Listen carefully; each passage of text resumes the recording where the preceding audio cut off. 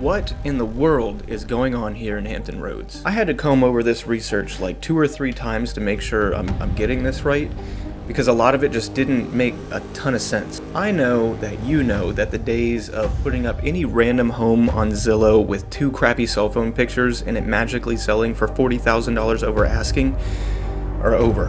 It's just not happening anymore.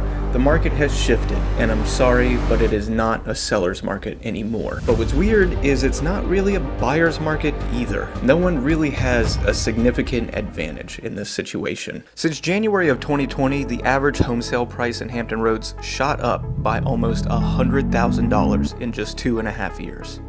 And I don't know about you, but I thought that with the rise of interest rates after that, we would see a decline in home values, or at least some kind of a dip, but that's not really the case. Since then, that number is actually just steadily rising still to this day.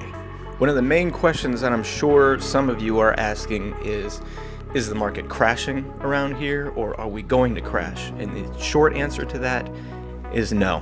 So this alone didn't make a ton of sense to me, but of course there's other factors we have to take into consideration, like the amount of supply we have, how many active listings are on the market. So especially since the beginning of 2022, we have seen an increase in inventory, which is good, but it still doesn't seem to be enough to outweigh the demand. And that's why we haven't really seen home values decrease over time.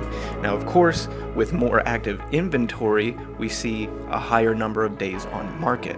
It's almost in direct correlation with each other.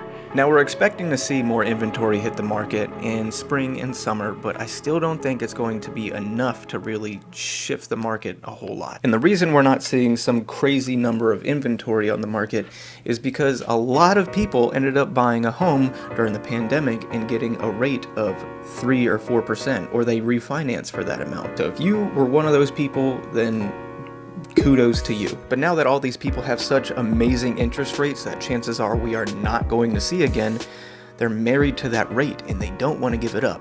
I mean, can you blame them?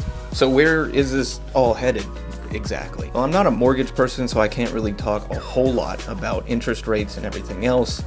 I'm not an expert in that, and I'm not even going to lie to you about it. But what I will say is that nobody knows for sure if interest rates are going to go up, down, or do whatever. Nobody actually knows.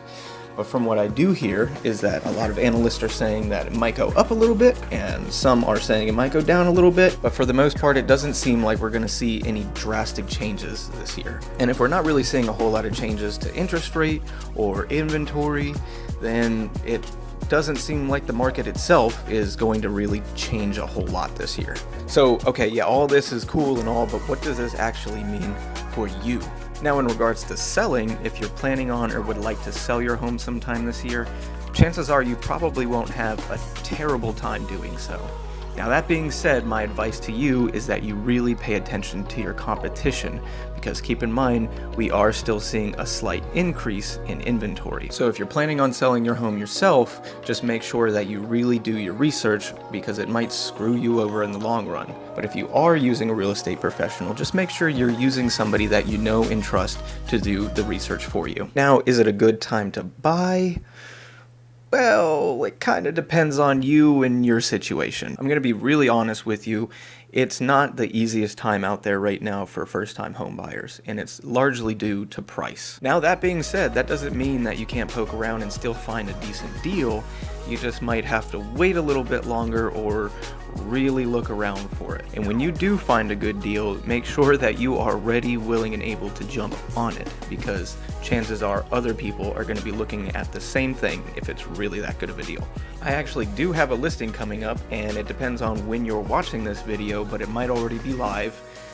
It would actually be perfect for a first-time home buyer, and I actually have a video on that if you would like to check that one out. Now, if you are financially ready, willing, and able to buy a home, and you have more than enough for a down payment, and you're going to be really comfortable with your monthly payments, or you have a home already and you have a decent amount of equity in it, and you're planning on selling that and using that equity towards a new home, and you want to buy a house, there's not really any reason for you not to.